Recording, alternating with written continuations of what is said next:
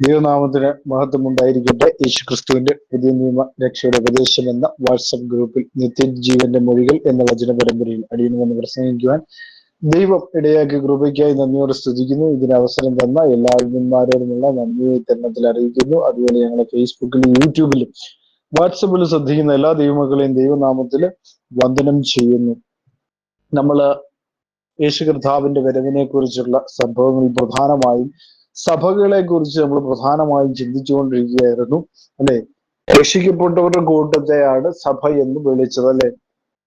അപ്പോ രക്ഷിക്കപ്പെട്ടവരുടെ കൂട്ടത്തിൽ മാത്രമേ നമുക്ക് സഭയെന്ന് വിളിക്കുവാൻ സാധിക്കുകയുള്ളൂ. ബാക്കിയെല്ലാം എന്താണ്? സംഘടന മാത്രമാണ് എന്നുള്ള കാര്യമാണ്.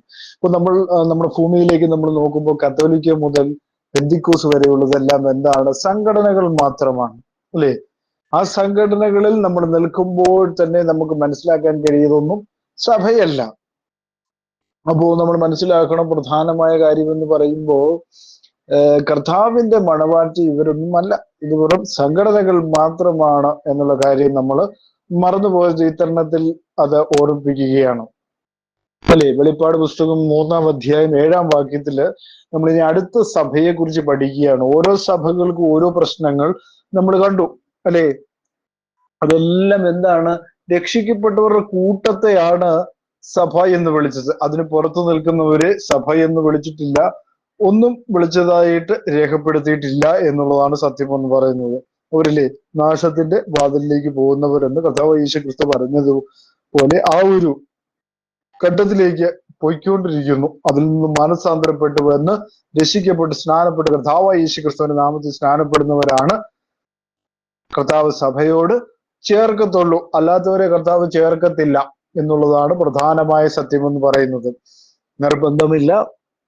അതുപോലെ തന്നെ ആരെയും വിളിച്ച് കൊണ്ടുവന്ന് നിങ്ങൾ ഇതിനകത്ത് ചേരൂ എന്ന് പറഞ്ഞുകൊണ്ട് ആരെയും ചേർക്കുന്നില്ല എന്നുള്ളതാണ് അല്ലെ. ചെവിയുള്ളവൻ കേൾക്കട്ടെ, അതാണ് പ്രധാനമായ സത്യം എന്ന് പറയുന്നത്. ചെവിയുണ്ടോ? കേൾക്കട്ടെ എന്നുള്ളതാണ് പ്രധാനമായ കാര്യം എന്ന് പറയുന്നത്. സുവിശേഷം എന്ന് പറയുമ്പോൾ പല ആളുകളും ചിന്തിച്ചു വെച്ചിരിക്കുന്നത് എന്താണ് ബ്രെയിൻ വാഷ് ആണ്. കാരണം ആളുകളെ മതം മാറ്റുവാനുള്ള ഒരു ചിന്താഗതിയാണ് എന്നൊരു ചിന്ത പലരുടെയും മനസ്സുകളിൽ കേറിപ്പോയി എന്നുള്ളതാണ് നമ്മൾ മനസ്സിലാക്കേണ്ട ഏറ്റവും വലിയൊരു കാര്യം. അത് അവരുടെ തെറ്റിദ്ധാരണ മാത്രമാണ്. ഇതൊരു മതമാറ്റമാണ് എന്ന് പറയുന്നത് ഒരു തെറ്റിദ്ധാരണ മാത്രമാണ് അല്ലെ. അത് ഓരോരുത്തരുടെ തീരുമാനമാണ്. അവർ കർത്താവ് യേശു ക്രിസ്തുവിനെ രക്ഷകനും നാഥനുമായി സ്വീകരിക്കുന്ന ഓരോരുത്തരുടെ ചോയ്സാണ്. ആ ചോയ്സിനെ ചോദ്യം ചെയ്യുവാൻ ആർക്കും അവകാശമില്ല എന്നുള്ളതാണ് പ്രധാനമായ സത്യം എന്ന് പറയുന്നത്. അപ്പോൾ അതിലേക്ക് മാറുന്നവർ, അതിലേക്ക് മാറാത്തവർ എല്ലാം എന്താണ് ശ്രദ്ധിക്കേണ്ട ഒരു കാര്യം എന്താണ്? ആരെയും നിർബന്ധിക്കുന്നില്ല, ആരെയും പ്രോത്സാഹിപ്പിക്കുന്നില്ല. ഇങ്ങോട്ട് വായോ എന്ന് പറഞ്ഞുകൊണ്ട് ആരെയും പ്രോത്സാഹിപ്പിക്കുന്നില്ല എന്നുള്ളതാണ് നമ്മൾ മനസ്സിലാക്കേണ്ട ഏറ്റവും വലിയൊരു കാര്യം എന്ന് പറയുന്നത് അല്ലെ. കർത്താവ് ദിനം പ്രതി വിളിച്ചു കൂട്ടുന്നവർ അതിലേക്ക് ചേരുന്നു. അല്ലാതെ അവരുടെ തെറ്റോ അല്ലെങ്കിൽ അത് സുവിശേഷം പറയുന്നവരുടെ തെറ്റോ ഒന്നുമല്ല എന്നുള്ള കാര്യം ഈ തരുണത്തില് ഓർപ്പിച്ചു കൊള്ളട്ടെ. ഓക്കെ, ഈ കാലങ്ങളില് സുവിശേഷം പറയുന്നവരെ വെറുതെ ഉപദ്രവിക്കുകയും തല്ലുകയും ഇടിക്കുകയും ഒക്കെ ചെയ്യുന്ന കാഴ്ച, കൊല്ലുകയും ഒക്കെ ചെയ്യുന്ന കാഴ്ച നമ്മൾ പലയിടങ്ങളിലായി കണ്ടു. കാരണം ഗവൺമെന്റിന് പോലും അവരെ ഇഷ്ടമല്ലാത്ത ഒരു അവസ്ഥയിലേക്ക് കാര്യങ്ങൾ നീങ്ങുന്ന ഒരു സാഹചര്യത്തിലേക്ക് നമ്മൾ കണ്ടു എന്നുള്ളതാണ് നമുക്ക്. അതുകൊണ്ട് തന്നെയും നമ്മള് എന്താണ്, കർത്താവ് യേശു ക്രിസ്തുവിന് വേണ്ടി സുവിശേഷം അറിയിക്കുന്നവർ എന്ത് ചെയ്യുന്നില്ല? ആരെയും പ്രോത്സാഹിപ്പിക്കുന്നില്ല, ആരെയും ഉപദ്രവിക്കുന്നില്ല, ആരെയും നിർബന്ധിച്ച് ഇതിലേക്ക് ചേർക്കുന്നില്ല എന്ന് ഒരിക്കലൂടെ ഓർപ്പിച്ചു കൊള്ളട്ടെ പ്രിയ സഹോദരങ്ങളെ. അപ്പം 3-ാം അധ്യായം 7-ാം വാക്യത്തിൽ എഴുതിയിരിക്കുകയാണ്, ഫിലാദൽഫിയയിലെ സഭയിലെ ദൂതന്. അതാണ് ഫിലാദൽഫിയ. സർദീസിന് ഏകദേശം നമ്മൾ ലാസ്റ്റ് പഠിച്ച സഭ ഏതാണ്? സർദീസ് ആണ്. അപ്പൊ സർദീസിന് ഏകദേശം 50 കിലോമീറ്റർ തെക്ക് സ്ഥിതി ചെയ്യുന്ന ഒരു പട്ടണമാണ്. അപ്പൊ അവിടെ കർത്താവിന് വേണ്ടി തെരഞ്ഞെടുക്കപ്പെട്ട ആൾക്കാരുണ്ടായിരുന്നു. അവരോടുള്ള കാര്യമാണ് ഇനി പറയാൻ പോകുന്നത് അല്ലെ. കഴിഞ്ഞ ദിവസം സർദീസില് രക്ഷിക്കപ്പെട്ട് സ്നാനപ്പെട്ട് കർത്താവിനോട് ചേർന്ന ആൾക്കാരുടെ കാര്യങ്ങൾ പറഞ്ഞു. ഇനിയും ഇനി ഫിലാദൽഫിയയിലെ സഭയിലെ ദൂതന് എഴുതുക എന്ന് പറയുമ്പോൾ തന്നെ അവിടെ മനസ്സിലാക്കണം, ഫിലാദൽഫിയ എന്ന് പറയുന്ന സർദീസിന് ഏതാണ്ട് 50 കിലോമീറ്റർ തെക്ക് കിഴക്കായി സ്ഥിതി ചെയ്യുന്ന ഒരു പട്ടണവും, അതിന്റെ അർത്ഥം എന്ന് പറയുന്നത്, ഫിലാദൽഫിയ എന്ന വാക്കിന്റെ അർത്ഥം സഹോദര സ്നേഹം എന്നാണ് പ്രധാനമായും അത് അർത്ഥമാക്കുന്നത്. അപ്പൊ സഭയുടെ ദൂതനെ കുറിച്ചൊക്കെ ഞാൻ വിശദീകരിച്ചിരുന്നു. നമ്മള് വെളിപ്പാട് പുസ്തകം 1:20 ഇനി വേണ്ടവർക്ക് പോയി നോക്കാം. അപ്പൊ വിശുദ്ധനും സത്യവാനും ദാവീദിന്റെ താക്കോലുമുള്ളവൻ, അതാരാണ്? വിശുദ്ധനും സത്യവാനും. അപ്പൊ നമ്മൾ വെളിപ്പാട് പുസ്തകം 6-ാം അധ്യായം, എന്താണ് വിശുദ്ധനും സത്യവാനും? വെളിപ്പാട് പുസ്തകം 6:10 നമ്മൾ കാണുന്നു. 6-ാം അധ്യായം അതിന്റെ 10-ാമത്തെ വാക്യത്തിൽ ഇങ്ങനെ വായിക്കുന്നു: വിശുദ്ധനും സത്യവാനുമായ നാഥ, ഭൂമിയിൽ വസിക്കുന്നവരോട് ഞങ്ങളുടെ രക്തത്തെക്കുറിച്ച് നീ എത്രത്തോളം ന്യായവിധിയും പ്രതികാരവും നടത്തിയിരിക്കുമെന്ന് അവർ ഉറക്കെ നിലവിളിച്ചു എന്ന് അവിടെ കാണുന്നു. അതുപോലെ തന്നെ ആ അധ്യായത്തിന്റെ 15-ാം അധ്യായം അതിന്റെ 4-ാമത്തെ വാക്യത്തിൽ പറയുന്നു. വെളിപ്പാട് പുസ്തകം 15-ാം അധ്യായം 4-ാമത്തെ വാക്യം, അവിടെ കർത്താവെ, ആർ നിന്റെ നാമത്തെ ഭയപ്പെടാതെയും മഹത്വപ്പെടുത്താതെയും ഇരിക്കും? നീയല്ലോ ഏക പരിശുദ്ധൻ.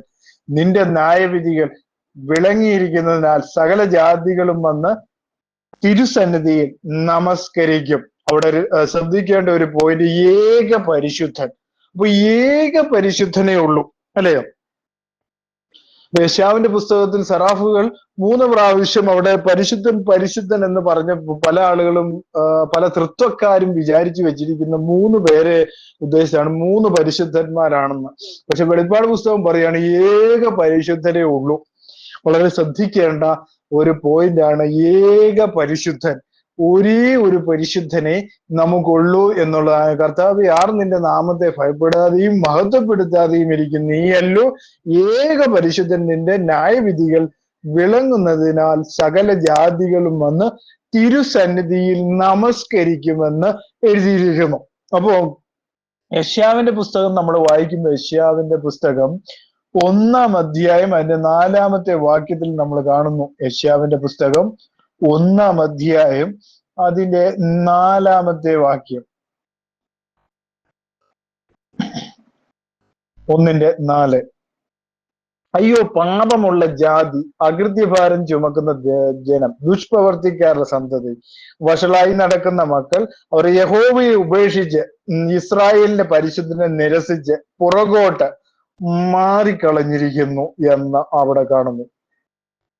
അപ്പൊ ഇസ്രായേലിന്റെ നാഥൻ എന്താണ്? വിശുദ്ധനാണ്, സത്യവാനാണ്. സങ്കീർത്തനങ്ങളിൽ ഒരാളെ ഉള്ളൂ, ഒരേ ഒരു പരിശുദ്ധനെ ഉള്ളൂ എന്ന് ഞാൻ പറഞ്ഞു. സങ്കീർത്തനങ്ങളുടെ പുസ്തകം 31:5 നമ്മൾ വായിക്കുമ്പോൾ, സങ്കീർത്തനങ്ങളുടെ പുസ്തകം 31-ാം അധ്യായം അതിന്റെ 5-ാമത്തെ വാക്യം, നിന്റെ കയ്യിൽ ഞാൻ എൻ്റെ ആത്മാവിനെ പരമേൽപ്പിക്കുന്നു, വിശ്വസ്ത ദൈവമായ യഹോവേ, നീ എന്നെ വീണ്ടെടുത്തിരിക്കുന്നു എന്ന് അവിടെ പറയുന്നു. 31:5 നമ്മൾ വായിക്കുന്നു. യോഹന്നാന്റെ സുവിശേഷം 14:6 നമ്മൾ വായിക്കുന്നു. യോഹന്നാന്റെ സുവിശേഷം 14:6 6-ാം വാക്യത്തിൽ എഴുതുകയാണ്: ഞാൻ തന്നെ വഴിയും സത്യവും ജീവനുമാകുന്നു, ഞാൻ മുഖാന്തരമല്ലാതെ ആരും പിതാവിന്റെ അടുക്കൽ എത്തുന്നില്ല എന്ന് അവിടെ രേഖപ്പെടുത്തിയിരിക്കുന്നു.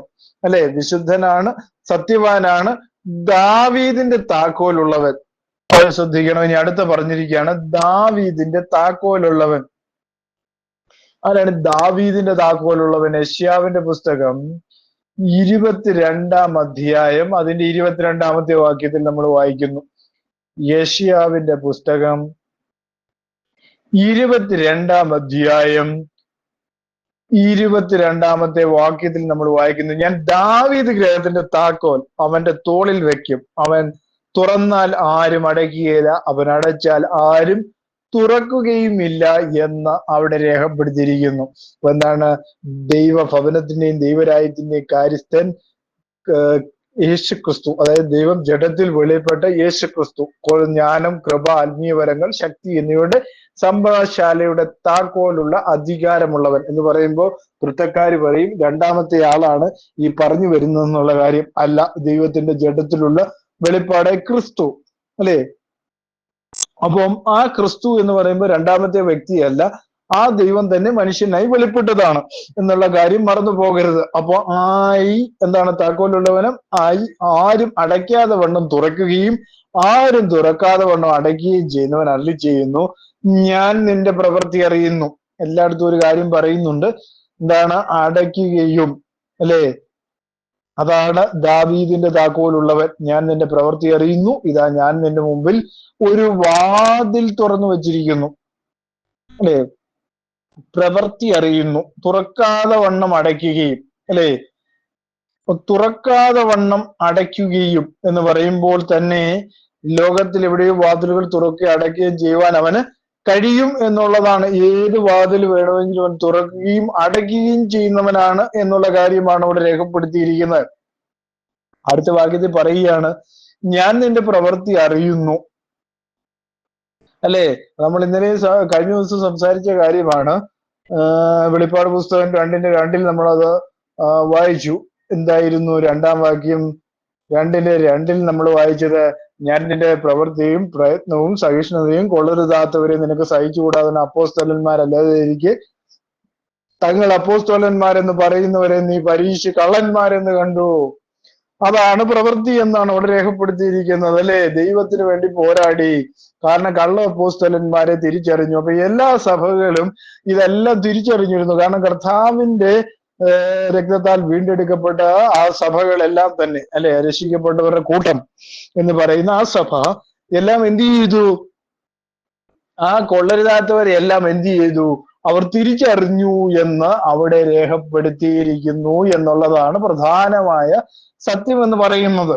ശ്രദ്ധിക്കണം, അവരുടെ പ്രവൃത്തി അറിയുന്നു, ഇതാ ഞാൻ നിന്റെ മുമ്പിൽ ഒരു വാതിൽ തുറന്നു വെച്ചിരിക്കുന്നു. അപ്പൊ അടുത്തത് അവർക്ക് പറഞ്ഞിരിക്കുന്ന ഒരു ദൂതാണ്, വാതിൽ തുറന്നു വെച്ചിരിക്കുകയാണ്. എന്താണ് ഈ വാതിൽ തുറന്നു വെച്ചിരിക്കുന്നു? പ്രവർത്തികളുടെ പുസ്തകം നമ്മൾ വായിക്കും, അപ്പോസ്തല പ്രവർത്തികൾ 14:27 നമ്മൾ വായിക്കുമ്പോ, അപ്പോസ്തല പ്രവൃത്തികൾ 14:27 നമ്മൾ ആ പ്രവൃത്തി വാതിൽ തുറന്നു വെച്ചിരിക്കുന്നതിനെ കുറിച്ചാണ് പറയുന്നത്. അവിടെ എത്തിയ ശേഷം സഭയെ ഒരുമിച്ച് കൂട്ടി ദൈവം തങ്ങളോട് ഇരുന്ന് ചെയ്തതൊക്കെയും ജാതികൾക്ക് വിശ്വാസത്തിന്റെ വാതിൽ തുറന്നു കൊടുത്തതും അറിയിച്ചു. അപ്പൊ ജാതികൾക്ക് വേണ്ടി വാതിൽ തുറന്നു കൊടുത്തിരിക്കുന്നതിനെ കുറിച്ചാണ്, വാതിൽ തുറന്നു കൊടുത്തു അല്ലെങ്കിൽ വാതിൽ തുറന്നു വെച്ചതിനെ കുറിച്ച് പരാമർശിക്കുന്നുണ്ട് 14-ാം അധ്യായം 27-ാമത്തെ വാക്യത്തിൽ. അതുപോലെ തന്നെ 1 കൊരിന്ത്യർ 16:9 നമ്മൾ വായിക്കുന്നു.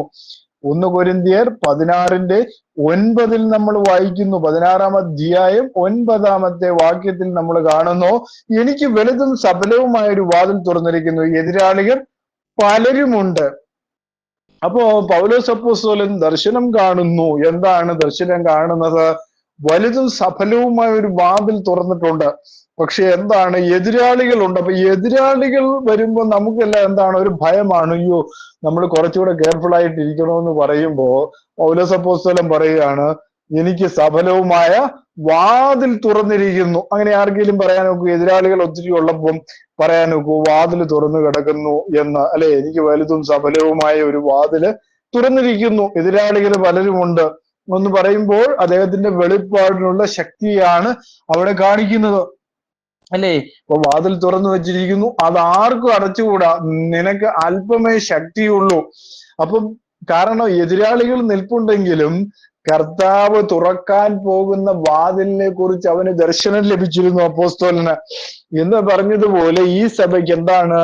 ദർശനം ഉണ്ടായിരുന്നായിരിക്കാം, അല്ലെ? കർത്താവ് വാതിൽ തുറന്നു വെച്ചിരിക്കുകയാണ് അവർക്ക് വേണ്ടി. പക്ഷേ അതാർക്കും അടച്ചുകൂടാ, നിനക്ക് അല്പമേ ശക്തിയുള്ളൂ. ഇവിടെ ശ്രദ്ധിക്കേണ്ട ഒരു കാര്യം എന്താണ്? നിനക്ക് അല്പമേ ശക്തിയുള്ളൂ, ഇതാ നിന്റെ മുമ്പിൽ ഞാൻ വാതിൽ തുറന്നു വെച്ചിരിക്കുന്നു എന്ന് കർത്താവ് പറയുമ്പോൾ അത് ആർക്കും അടച്ചുകൂടാ. പക്ഷെ അത് ആർക്കും അടച്ചുകൂടാൻ പറ്റും. പക്ഷെ അവർക്ക് എന്താണ്? അത് മനസ്സിലാവുന്നില്ലായിരിക്കാം. അതുകൊണ്ടായിരിക്കും നിനക്ക് അല്പമേ ശക്തിയുള്ളൂ, അല്പമേ ശക്തിയുള്ളൂ എന്ന് പറയുമ്പോൾ എന്താണ്? എഫേസ്യർക്ക് എഴുതിയ ലേഖനം 1-ാം അധ്യായം അതിന്റെ 18 മുതൽ 19 വരെയുള്ള വാക്യങ്ങളിൽ നമ്മൾ വായിക്കുന്നു. 1-ാം അധ്യായം 18 മുതൽ 19 വരെയുള്ള വാക്യങ്ങളിൽ വായിക്കുന്ന ഇങ്ങനെയാണ്: അവന്റെ വിളിയാലുള്ള ആശ ഇന്നതെന്നും വിശുദ്ധന്മാരാൽ അവന്റെ അവകാശത്തിന്റെ മഹിമാധനം ഇന്നതെന്നും അവന്റെ ബലപത്വത്തിന്റെ വ്യാപാരത്താൽ വിശ്വസിക്കുന്ന നമുക്ക് വേണ്ടി വ്യാപരിക്കുന്ന അവന്റെ ശക്തിയുടെ അളവറ്റ വലിപ്പം ഇന്നതെന്ന് നിങ്ങൾ അറിയേണ്ടതിന് പ്രാർത്ഥിക്കുന്നു എന്ന് അവിടെ വായിക്കുന്നു. അല്ലേ? ഇന്നതെന്ന് നിങ്ങൾ അറിയേണ്ടതിന് പ്രാർത്ഥിക്കുന്നു. അതിന്റെ 6-ാം അധ്യായത്തിലേക്ക് വരുമ്പോൾ അതിന്റെ 10-ാമത്തെ വാക്യത്തിൽ നമ്മൾ വായിക്കുന്നത് ഇങ്ങനെയാണ്: ഒടുവിൽ കർത്താവിലും അവന്റെ അമിത ബലത്തിലും ശക്തിപ്പെടുവിൻ. അല്ലേ? അവർക്ക് എന്താണ്? വളരെ കുറച്ച് ശക്തിയേ ഉള്ളൂ മുന്നോട്ട് പോവാൻ. അല്ലേ? അവർക്ക് വാതിൽ തുറന്നു വെച്ചിരിക്കുകയാണ്, പക്ഷെ അവർക്ക് ശക്തിയില്ല. പക്ഷെ ആ ശക്തി അവരെന്ത് ചെയ്യണം? വിശ്വാസത്താൽ ആ ശക്തിയെ നേടിയെടുക്കണം എന്നുള്ളതാണ് കർത്താവ് അവരോട് പറയുന്നത്. അല്ലേ? അടുത്ത വാക്യത്തിൽ പറയാണ്: എങ്കിലും നീ എന്റെ വചനം കാത്തു. എന്ത് ചെയ്തു? എങ്കിലും നീ എന്ത് ചെയ്തു? എന്റെ വചനം കാത്തു. എന്താണ് വചനം കാത്തു? അല്ലേ?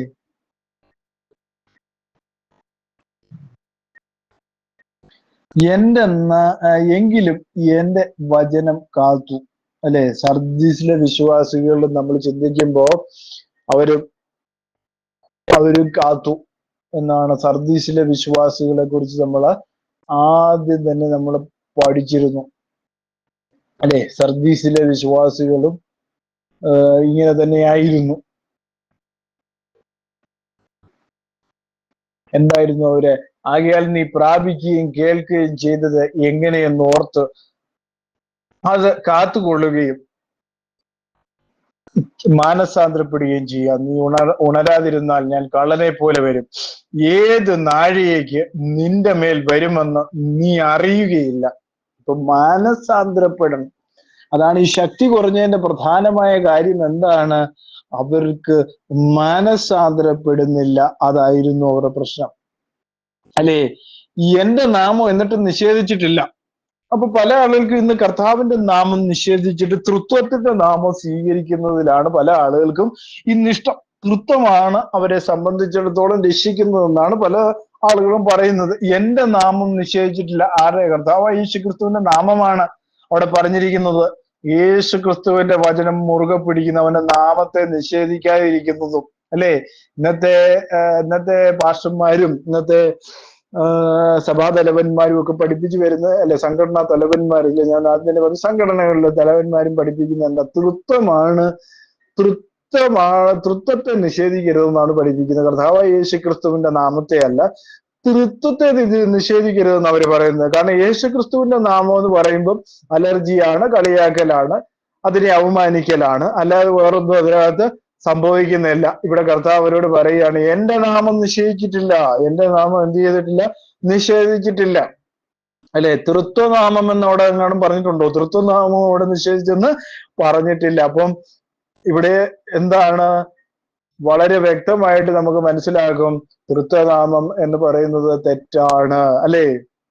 അടുത്ത വാക്യത്തിൽ പറഞ്ഞിരിക്കുക, ശ്രദ്ധിക്കണം: യഹൂദന്മാരല്ലാതായിരിക്കെ യഹൂദന്മാരെന്ന് കളവ് പറയുന്ന ചിലരെ ഞാൻ സാത്താന്റെ പള്ളിയിൽ നിന്ന് വരുത്തും. അപ്പൊ എന്താണ് ഈ യഹൂദന്മാരല്ലാതായിരിക്കെ? യഹൂദന്മാര്, അല്ലേ? നമ്മൾ കഴിഞ്ഞ ദിവസം അതിനെക്കുറിച്ച് നമ്മൾ സംസാരിച്ചതാണ്. അല്ലെ? യഹൂദന്മാരെന്ന് കളവ് പറയുന്ന ചിലരെ ഞാൻ സാത്താന്റെ പള്ളിയിൽ നിന്ന് വരുത്തും. അവർ നിന്റെ കാൽക്കൽ വന്ന് നമസ്കരിപ്പാനും ഞാൻ നിന്നെ സ്നേഹിച്ചു എന്നറിയാനും സംഗതി വരുത്തും. സഹിഷ്ണുതയെക്കുറിച്ചും എന്റെ വചനം നീ കാത്തുകൊണ്ടിരുന്ന ഭൂമിയിൽ വസിക്കുന്നവരെ പരീക്ഷിക്കേണ്ട, ഭൂതലത്തിൽ എങ്ങുവാൻ വരാൻ പോകുന്ന പരീക്ഷണ കാലത്ത് ഞാൻ നിന്നെ കാക്കും. അപ്പൊ കാക്കണമെങ്കിൽ എന്ത് ചെയ്യണം? കർത്താവിന്റെ നാമം, യേശുക്രിസ്തുവിന്റെ നാമം മുറുകെ പിടിക്കണം. മുറുകെ പിടിക്കാത്തവനൊന്നും എന്ത് ചെയ്യത്തില്ല? പരീക്ഷ കാലത്ത് അവന് രക്ഷപ്പെടാൻ പറ്റത്തില്ല. തൃത്വനാമം നിങ്ങളെ പരീക്ഷ കാലത്ത് എന്ത് ചെയ്യാൻ പോകുന്നില്ല, രക്ഷിക്കാൻ പോകുന്നില്ല. ആകാശത്തിന് കീഴിൽ മനുഷ്യരുടെ ഇടയിൽ രക്ഷപ്പെടുവാൻ തന്നിരിക്കുന്ന ഒരേ ഒരു നാമമേ ഉള്ളൂ. ആ നാമത്തിന്റെ പേരെന്താണ്? യേശുക്രിസ്തുവിന്റെ നാമമാണ്. തൃത്വനാമവും ത്രിയേക നാമവുമല്ല എന്ന് ഒരിക്കലൂടെ ഓർപ്പിച്ചു കൊള്ളട്ടെ. അപ്പൊ എന്താണ്? പരീക്ഷാകാലത്ത് രക്ഷപ്പെടണമെങ്കിൽ രണ്ട് കാര്യങ്ങൾ അവിടെ പറഞ്ഞു. ഒന്ന്, മാനസാന്തരം വേണം. കർത്താവായ യേശുക്രിസ്തുവിന്റെ നാമം മുറുകെ പിടിക്കണം. മുറുകെ പിടിക്കാത്തവർക്കൊന്നും എന്ത് ചെയ്യാൻ പറ്റത്തില്ല? പരീക്ഷ കാലത്ത് അവർക്ക് ഒരിക്കലും എന്ത് ചെയ്യാൻ പറ്റത്തില്ല? രക്ഷപ്പെടത്തില്ല. പരീക്ഷ കാലത്ത് അവർ രക്ഷപ്പെടണമെങ്കിൽ ഈ വക കാര്യങ്ങളിൽ എന്ത് ചെയ്യണം? കൂടുതലായി പ്രാധാന്യം കൊടുക്കണം. 3 ദൈവങ്ങളാണെന്നും 3 വ്യക്തികൾ ചേർന്ന ദൈവമാണെന്നൊക്കെ പറഞ്ഞു നടന്നാൽ അതിലൊന്നും രക്ഷപ്പെടത്തില്ല എന്നുള്ള കാര്യം വളരെ വ്യക്തമായിട്ട് അവിടെ രേഖപ്പെടുത്തിയിരിക്കുന്നു എന്നുള്ളതാണ്. പരീക്ഷ കാലത്ത് നിന്നെ കാക്കും, ഞാൻ വേഗം വരുന്നു, നിന്റെ കിരീടം ആരും എടുക്കാതിരിപ്പാൻ തക്കവണ്ണം നിനക്കുള്ളത് പിടിച്ചുകൊള്ളുക. അപ്പോ ഓരോ സഭയ്ക്ക് ദൂത് കൊടുക്കുമ്പോഴും കർത്താവായ യേശുക്രിസ്തുവിന്റെ നാമം മുറുകെ പിടിക്കുവാനായിട്ട് പറയുന്നുണ്ട് അല്ലെ? ആദ്യത്തെ സഭയ്ക്ക് എഴുതിയപ്പോ എഫസോസിലെ സഭയിലെ ദൂതൻ എഴുതിയപ്പോ എന്താ പറഞ്ഞത്? അവിടെ യേശുക്രിസ്തുവിന്റെ നാമത്തിൽ സ്നാനം അവിടെ സംഭവിച്ചതായിട്ട് ഞാൻ ആദ്യം പറഞ്ഞു. ഇവിടെ ഈ സഭയോട് പറയുകയാണ്, എന്താണ്? നാമം മുറുകെ പിടിക്കണം, നാമം മുറുകെ പിടിക്കണം. കാരണം നാമം മുറുകെ പിടിക്കാത്തവർക്കൊന്നും ഒരു രക്ഷയുമില്ല. പരീക്ഷാകാലം വരുമ്പോ അവരെന്താണ്? അവരെ കാക്കണമെങ്കിൽ എന്ത് ചെയ്യണം? യേശുക്രിസ്തുവിന്റെ നാമം മുറുകെ പിടിക്കണം. നാമം പിടിക്കാതെ ഒരിക്കലും എന്ത് ചെയ്യാൻ പറ്റത്തില്ല, അവർ രക്ഷപ്പെടത്തില്ല എന്ന് ഉറപ്പായിട്ടും ദൈവവചനം പറയുകയാണ്. ഞാൻ വേഗം വരുന്നു, നിന്റെ കിരീടം ആരും എടുക്കാതിരിപ്പാൻ തക്കവണ്ണം നിനക്കുള്ളത് പിടിച്ചുകൊള്ളുക. അല്ലെ? 2-ാം അധ്യായം, വെളിപ്പാട് പുസ്തകം 2-ാം അധ്യായം 25-ാമത്തെ വാക്യത്തിൽ പറയുന്നു, എങ്കിലും നിങ്ങൾക്കുള്ളത് വരും വരെ പിടിച്ചുകൊള്ളുവീൻ എന്ന് ഞാൻ കൽപ്പിക്കുന്നു എന്ന് 2:25 നമ്മൾ കാണുന്നു എന്നുള്ളതാണ്. അപ്പോ നിന്റെ കിരീടം ആരും എടുക്കാതിരിപ്പാൻ തക്കവണ്ണം നിനക്കുള്ളത് പിടിച്ചുകൊള്ളുക എന്ന് അവിടെ രേഖപ്പെടുത്തിയിരിക്കുന്നു. അപ്പോൾ കർത്താവായ യേശുക്രിസ്തു വേഗം വരും, നിന്റെ കിരീടം ആരും എടുക്കാതിരിപ്പാൻ. അല്ലേ? എന്താണ് നിന്റെ കിരീടം? അല്ലെ? വളരെ ശ്രദ്ധിക്കേണ്ട ഒരു കാര്യമാണ്. വിശ്വസ്ത ശുശ്രൂഷയ്ക്കുള്ള പ്രതിഫലമായിട്ടാണ് കിരീടത്തെ നമുക്ക് കാണാൻ കഴിയുന്നത്. അല്ലെ? 2:10 നമ്മൾ വായിക്കുന്നു, വെളിപ്പാട് പുസ്തകം 2:10 വായിക്കുന്നു, നീ സൈപ്പാനുള്ള പേടിക്കേണ്ട, നിങ്ങളെ പരീക്ഷിക്കേണ്ടതിന് പിശാച് നിങ്ങളെ ചിലരെ തടവിലാക്കാൻ പോകുന്നു, 10 ദിവസം നിങ്ങൾക്ക് ഉപദ്രവം ഉണ്ടാവും, മരണപര്യന്തം വിശ്വസ്തനായിരിക്കുക, എന്നാൽ ഞാൻ ജീവകിരീടം നിനക്ക് തരും എന്ന് അവിടെ രേഖപ്പെടുത്തിയിരിക്കുന്നു. 1 കൊരിന്ത്യർ 9-ാം അധ്യായം 24 മുതൽ 27 വരെയുള്ള വാക്യങ്ങളിൽ നമ്മൾ വായിക്കുന്നു. 9-ാം അധ്യായം 24 മുതൽ 27 വരെയുള്ള വാക്യങ്ങളിൽ എഴുതിയിരിക്കുകയാണ്, ഓട്ടക്കളത്തിൽ ഓടുന്നവർ എല്ലാവരും ഓടുന്നുവെങ്കിലും ഒരുവനെ വിരുദ് പ്രാപിക്കുന്നുള്ളൂ എന്നറിയുന്നില്ലയോ? നിങ്ങളോ പ്രാപിപ്പാൻ തക്കവണ്ണം ഓടുവീൻ. 25-ാമത്തെ വാക്യത്തിൽ അംഗം പൊരുതുന്നവനൊക്കെ സകലത്തിലും വർജനമാചരിക്കണം, അതോ അവർ വാടുന്ന കിരീടവും നാമോ വാടാത്തതും പ്രാപിക്കേണ്ടതിന് തന്നെ. ആകയാൽ ഞാൻ നിശ്ചയമില്ലാത്തവണ്ണം ഓടുന്നത് ആകാശത്തെ കുത്തുന്നത് പോലെയല്ല ഞാൻ മുഷ്ടിയുദ്ധം ചെയ്തത്. മറ്റുള്ളവരോട് പ്രസംഗിച്ച ശേഷം ഞാൻ തന്നെ കൊള്ളരുതാത്തവനായി പോകാതിരിക്കേണ്ടതിന് എന്റെ ശരീരത്തെ ദണ്ഡിച്ച് അടിമയാക്കി അത്രേ ചെയ്യുന്നതെന്ന് അവിടെ രേഖപ്പെടുത്തിയിരിക്കുന്നു. അപ്പൊ 24-ാമത്തെ വാക്യത്തിൽ എഴുതിയിരിക്കുക ഒരു ഓട്ടത്തെ കുറിച്ച്. അല്ലേ? ഓട്ടം ഓടുക എന്ന് പറയുമ്പോൾ ഓട്ടക്കാർ ഓടുമ്പോൾ ഏതേലും ഒരാൾ ജയിക്കത്തുള്ളൂ. ആരാണ് കൂടുതൽ സ്പീഡിൽ ഓടുന്നത് ആ ഓട്ടക്കാരൻ മാത്രമേ ഓടി ജയിക്കത്തുള്ളൂ. ഏറ്റവും കൂടുതൽ സ്പീഡിൽ ഓടുന്ന ആളെ അതിനിടയ്ക്ക് അണയ്ക്കുകയോ അല്ലെങ്കിൽ എന്തെങ്കിലും ബുദ്ധിമുട്ടുണ്ടാകുകയോ ചെയ്തു കഴിഞ്ഞാൽ ചിലപ്പോൾ സെക്കൻഡിലേക്ക് പോകാം, ചിലപ്പോൾ തേർഡ് ആകാം, അങ്ങനെ പലതുമാകാം എന്ന്. അതാണ് ഓട്ടത്തിനുള്ള നിയമം എന്ന് പറയുന്നത്. എന്ന് പറഞ്ഞതുപോലെ ഓട്ടക്കളത്തിൽ ഓടുന്നവരെല്ലാവരും ഓടുന്നുണ്ടെങ്കിലും എന്താണ്, ഒരുവനെ വിരുദ പ്രാപിക്കുന്നുണ്ടെന്ന് അറിയുന്നില്ലയോ? നിങ്ങളും പ്രാപിക്കാൻ തക്കവണ്ണം ഓടുവീൻ. അപ്പോ എന്താണ്? എന്നെ കേൾക്കുന്ന ദൈവജന കർത്താവായ യേശു ക്രിസ്തുവിന്റെ നാമത്തിൽ സ്നാനപ്പെട്ട് ജീവിക്കുന്ന ദൈവമക്കൾ എന്താണ് ഓട്ടക്കളത്തിലാണ് ഓടുന്നതെന്ന് ഓർത്തുകൊണ്ട് എന്ത് ചെയ്യണം?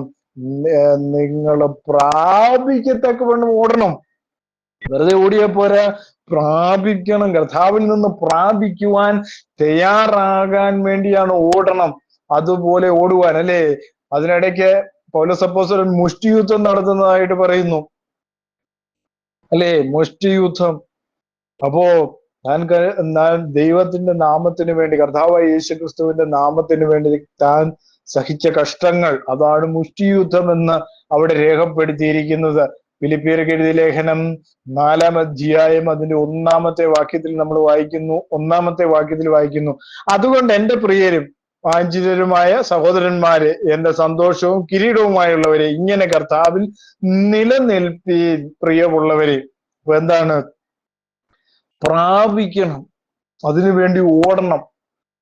ഓടി അത് ബിരുദ പ്രാപിക്കുന്നവനാണ് വിജയമുള്ളൂ. അല്ലാത്തവനൊന്നും കർത്താവിന്റെ രാജ്യത്ത് കിരീടം പ്രാപിക്കുവാൻ യാതൊരു അവകാശവും അവനില്ല എന്നുള്ള കാര്യമാണ് അവിടെ രേഖപ്പെടുത്തിയിരിക്കുന്നത്. ഇനി 2 തിമോത്തിയോസിന്റെ പുസ്തകം 2-ാം അധ്യായം അതിന്റെ 2-5 നമ്മൾ വായിക്കുമ്പോ, 2 തിമോത്തിയോസ് 2-5, ഒരുത്തൻ മല്ല് കെട്ടിയാലും ചട്ടപ്രകാരം പോരായികയിൽ കിരീടം പ്രാപിക്കുകയില്ല എന്നാണ് അവിടെ രേഖപ്പെടുത്തിയിരിക്കുന്നത്. അതായത് ഒരുത്തൻ മല്ല് കെട്ടിയാലും ചട്ടപ്രകാരം പോരായികയാൽ കിരീടം പ്രാപിക്കുകയില്ല. ഇംഗ്ലീഷിൽ പറയുന്ന, if a man also strive for masteries yet he is not crowned, expect he strive lawfully എന്നാണ് അവിടെ രേഖപ്പെടുത്തിയിരിക്കുന്നത്. അപ്പോ അതിന്റെ 4-ാം അധ്യായം 8-ാം വാക്യത്തിൽ പറയുന്നു, 4-ന്റെ-8 പറയുന്നു, ഇനി നീതിയുള്ള കിരീടം എനിക്കായി വച്ചിരിക്കുന്നു, അതിന് നീതിയുള്ള ന്യായാധിപതിയായ കർത്താവ് ആ ദിവസത്തിൽ എനിക്ക് നൽകും.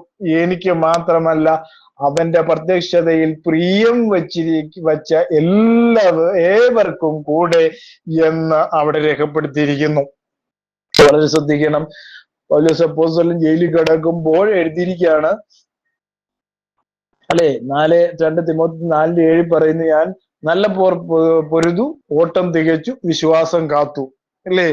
അപ്പോ താൻ ജയിലിൽ ദണ്ഡന സഹിച്ചുകൊണ്ട് ചങ്ങലകളാൽ കിടക്കുമ്പോൾ, അല്ലെ, ഒരു വലിയ ക്രിമിനലിനെ പോലെയാണ് താൻ കിടക്കുന്നത്. കർത്താവായ യേശു ക്രിസ്തുവിന് വേണ്ടി സുവിശേഷം അറിയിച്ചത് കൊണ്ട് തന്നെ റോമൻ ഗവൺമെന്റ് അറസ്റ്റ് ചെയ്ത് അവസാന നാളുകളിൽ അദ്ദേഹം പറയുകയാണ്, ഞാൻ നല്ല പോർ പൊരുതു, ഓട്ടം തികച്ചു, വിശ്വാസം കാത്തു, ഇനി നീതിയുടെ കിരീടം എനിക്കായി വച്ചിരിക്കുന്നു, അത് നീതിയുള്ള ന്യായാധിപതിയായ കർത്താവ് ആ ദിവസത്തിൽ എനിക്ക് നൽകും. എനിക്ക് മാത്രമല്ല, എന്നിട്ട് പൗലോസ് അപ്പോസ്തലൻ പറയാണ്, എനിക്ക് മാത്രമല്ല, പിന്നെ ആർക്കൂടെ, അവന്റെ പ്രത്യക്ഷതയിൽ പ്രിയം വെച്ച ഏവർക്കും കൂടെ എന്ന് അവിടെ രേഖപ്പെടുത്തിയിരിക്കുന്നു.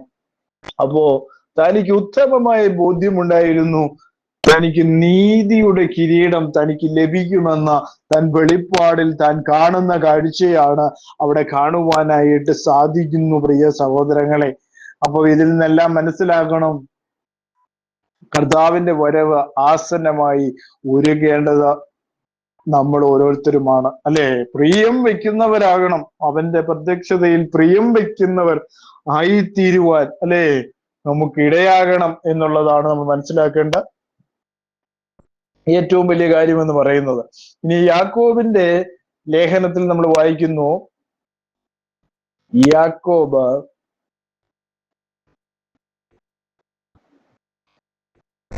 1:12 നമ്മൾ വായിക്കുന്ന എങ്ങനെയാണ്? 12-ാമത്തെ വാക്യത്തിൽ എഴുതിയിരിക്കുകയാണ്, പരീക്ഷ സഹിക്കുന്ന മനുഷ്യൻ ഭാഗ്യവാൻ, അവൻ കൊള്ളാവുന്നവനായി തെളിഞ്ഞ ശേഷം കർത്താവ് തന്നെ സ്നേഹിക്കുന്നവർക്ക് വാഗ്ദത്തം ചെയ്ത ജീവകിരീടം പ്രാപിക്കും എന്ന് അവിടെ രേഖപ്പെടുത്തിയിരിക്കുന്നു. അപ്പൊ ജീവകിരീടം പ്രാപിക്കുവാൻ വാഗ്ദത്തം, അല്ലേ? വാഗ്ദത്തം നിങ്ങളുടെ മേൽ കിടക്കുന്നു. അപ്പൊ വാഗ്ദത്തം പ്രാപിക്കുവാൻ നിങ്ങൾ തയ്യാറാകുമ്പോഴാണ്, അല്ലെ, പരീക്ഷ സഹിക്കുമ്പോഴാണ് നിങ്ങൾക്ക് വാഗ്ദത്തം കടന്നു വരുന്നത്, അല്ലേ? അതെന്തിനു വേണ്ടിയാണ്, അല്ലെ? പരീക്ഷ സഹിക്കുന്നു എന്ന് കാണുമ്പോൾ നിങ്ങൾ വിചാരിക്കും, നിങ്ങളെ കർത്താവ് ശിക്ഷിച്ചിരിക്കുകയാണ്. ഈ ലോകം ചിന്തിക്കുന്ന ഒരു കാര്യം എന്താണ്? കർത്താവിനെ ശിക്ഷിച്ചത് കൊണ്ടാണ് ഈ പരീക്ഷയെല്ലാം വന്നത്. പക്ഷെ ഇവിടെ പറഞ്ഞിരിക്കുകയാണ്, പരീക്ഷ സഹിക്കുന്ന മനുഷ്യൻ ആരാണ്? ഭാഗ്യവാനാണ്. അവൻ കൊള്ളാവുന്നതായി തെളിഞ്ഞ ശേഷം കർത്താവ് തന്നെ സ്നേഹിക്കുന്നവർക്ക് വാഗ്ദത്തം ചെയ്ത ജീവകിരീടം പ്രാപിക്കും. അപ്പൊ ജീവകിരീടം പ്രാപിക്കണമെങ്കിൽ എന്ത് ചെയ്യണം? പരീക്ഷ സഹിക്കണം. അപ്പൊ കൊള്ളാവുന്നവനായിട്ട് തോന്നിക്കഴിഞ്ഞാൽ എന്ത് ചെയ്യും? കർത്താവ് തന്നെ സ്നേഹിക്കുന്നവർക്ക് വാഗ്ദത്തം ചെയ്ത ജീവകിരീടം പ്രാപിക്കുവാനായിട്ട് ഇടവരും എന്ന് അവിടെ രേഖപ്പെടുത്തിയിരിക്കുന്നു. ഇനി 1 പത്രോസ് 5:4 നമ്മൾ വായിക്കുന്നു. 1 Peter 5:4,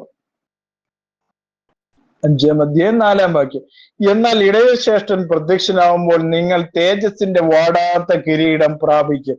അവിടെ എഴുതിയിരിക്കുകയാണ്, ഇടയശ്രേഷ്ഠൻ അഥവാ യേശുക്രിസ്തുവാൻ ഇടയശ്രേഷ്ഠൻ പ്രത്യക്ഷനാവുമ്പോൾ നിങ്ങൾ തേജസ്സിന്റെ വാടാത്ത കിരീടം പ്രാപിക്കുമെന്ന് അവിടെ നമുക്ക് കാണുവാനായിട്ട് സാധിക്കുന്നു. അപ്പോൾ ഇതാ ഫിലാദൽഫിയയിലെ സഭയോട് പറയുകയാണ്, വാഗ്ദത്തങ്ങൾ കൊടുക്കുകയാണ്. നിന്റെ കിരീടം ആരും എടുക്കാതിരിപ്പാൻ തക്കവണ്ണം നിനക്കുള്ളത് പിടിച്ചുകൊള്ളുക. ജയിക്കുന്നവനെ ഞാൻ എൻ്റെ ദൈവത്തിന്റെ ആലയത്തിന്റെ തൂണാക്കും എന്ന് അവിടെ രേഖപ്പെടുത്തിയിരിക്കുന്നു. അപ്പൊ ഓടി ജയിക്കണം അല്ലേ?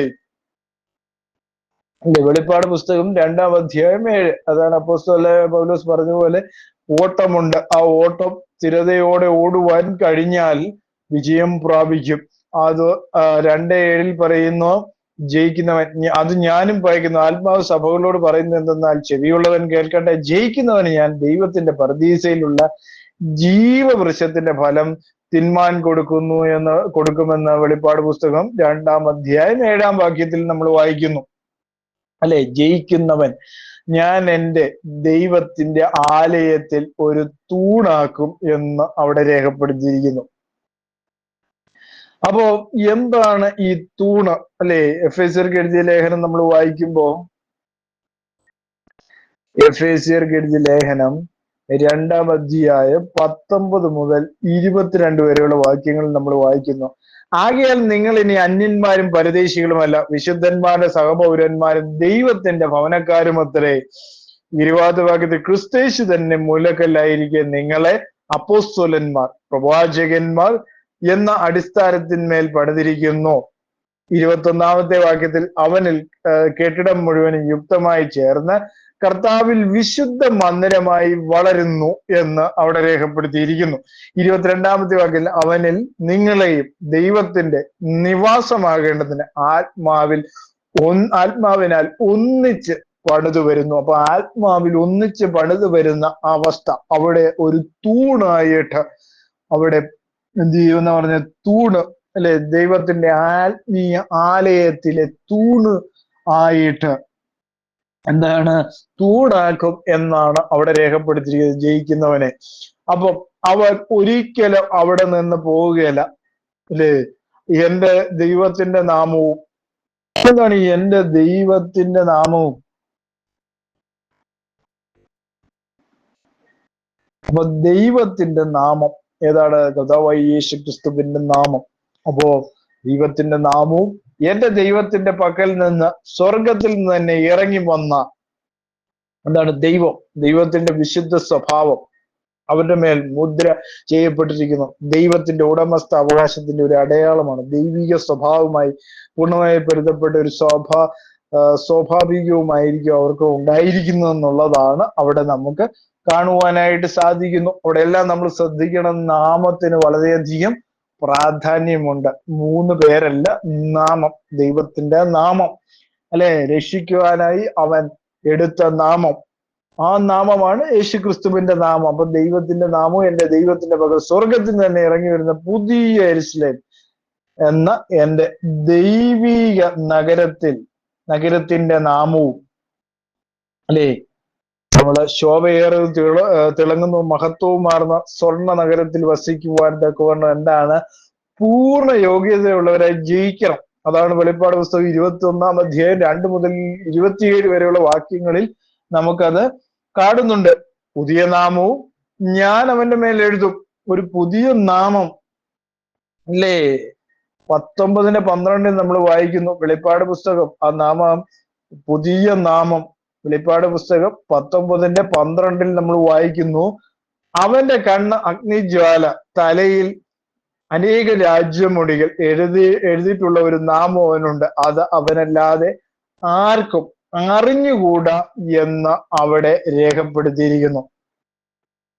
അപ്പം വളരെ ചിന്തിക്കേണ്ട ഒരു കാര്യം തന്നെയാണ്, ഒരു പുതിയ നാമം നമുക്ക് അവിടെ അതാണ് എഴുതിക്കുന്നത്. എൻ്റെ പുതിയ നാമവും ഞാൻ അവന്റെ മേൽ എഴുതും എന്നാണ്, ജയിക്കുന്നവന്റെ മേല് എഴുതും എന്നാണ് അവിടെ രേഖപ്പെടുത്തി വെച്ചിരിക്കുന്നത്. 3:13 വായിക്കുന്നു, ആത്മാവ് സഭകളോട് പറയുന്നത് എന്തെന്നാൽ ചെവിയുള്ളവൻ കേൾക്കട്ടെ. അപ്പൊ ഓരോ സഭയോട് പറയുമ്പോഴും എന്താണ്?